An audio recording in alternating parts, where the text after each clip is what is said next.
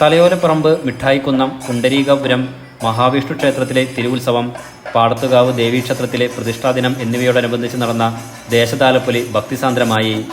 വാദ്യമേളങ്ങളുടെ അകമ്പടിയോടെ നടന്ന ചടങ്ങിൽ നൂറുകണക്കിന് വനിതകൾ പൂത്താലം വേന്തി. അത്താഴപൂജയ്ക്ക് ശേഷം പാടത്തുകാവ് ക്ഷേത്രത്തിലെത്തി പൂത്താല സമർപ്പണം നടത്തി.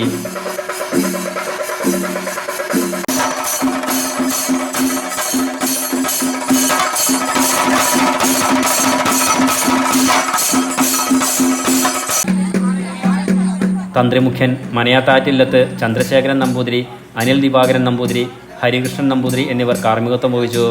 തുടർന്ന് രാത്രി കളമെഴുത്തുപാട്ട്, ദേശമുടിയേറ്റ് എന്നിവ നടന്നു. ക്ഷേത്രോപദേശക സമിതി ഭാരവാഹികൾ ചടങ്ങുകൾക്ക് നേതൃത്വം നൽകി. Enlight news, Vaikom.